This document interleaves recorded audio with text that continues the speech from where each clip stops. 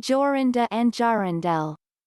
There was once an old castle, that stood in the middle of a deep gloomy wood, and in the castle lived an old fairy. Now this fairy could take any shape she pleased. All the day long she flew about in the form of an owl, or crept about the country like a cat. But at night she always became an old woman again. When any young man came within 100 paces of her castle, he became quite fixed, and could not move a step till she came and set him free, which she would not do till he had given her his word never to come there again. But when any pretty maiden came within that space she was changed into a bird, and the fairy put her into a cage, and hung her up in a chamber in the castle.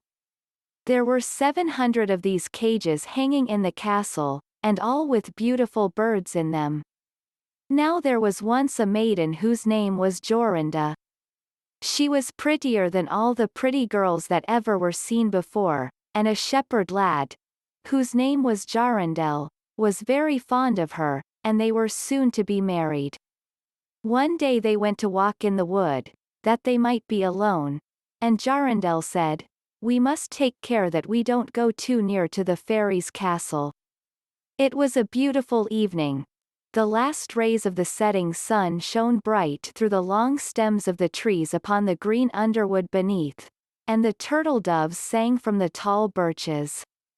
Jorinda sat down to gaze upon the sun. Jorindel sat by her side. And both felt sad, they knew not why. But it seemed as if they were to be parted from one another forever. They had wandered a long way, and when they looked to see which way they should go home, they found themselves at a loss to know what path to take. The sun was setting fast, and already half of its circle had sunk behind the hill. Jorindel on a sudden looked behind him, and saw through the bushes that they had, without knowing it, sat down close under the old walls of the castle. Then he shrank for fear, turned pale, and trembled. Jorinda was just singing. The ring-dove sang from the willow spray, "Well a day! Well a day!" He mourned for the fate of his darling mate, "Well a day!" when her song stopped suddenly. Jorindel turned to see the reason, and beheld his Jorinda changed into a nightingale, so that her song ended with a mournful, "Jug, jug." An owl with fiery eyes flew 3 times round them, and 3 times screamed, "2WHU! 2WHU! 2WHU!" Jorindel could not move. He stood fixed as a stone, and could neither weep, nor speak, nor stir hand or foot. And now the sun went quite down. The gloomy night came. The owl flew into a bush, and a moment after the old fairy came forth pale and meagre, with staring eyes, and a nose and chin that almost met one another. She mumbled something to herself, seized the nightingale, and went away with it in her hand. Poor Jorindel saw the nightingale was gone, but what could he do? He could not speak, he could not move from the spot where he stood. At last the fairy came back and sang with a hoarse voice. "Till the prisoner is fast, and her doom is cast, there stay. Oh, stay. When the charm is around her, and the spell has bound her, hie away. Away." On a sudden Jorindel found himself free. Then he fell on his knees before the fairy, and prayed her to give him back his dear Jorinda. But she laughed at him, and said he should never see her again. Then she went her way. He prayed, he wept, he sorrowed, but all in vain. "Alas," he said, "what will become of me?" He could not go back to his own home, so he went to a strange village, and employed himself in keeping sheep.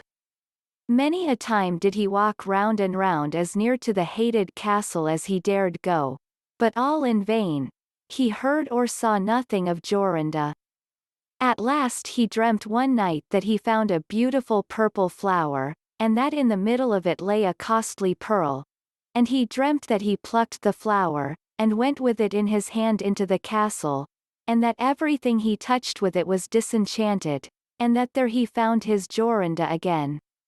In the morning when he awoke, he began to search over hill and dale for this pretty flower, and 8 long days he sought for it in vain.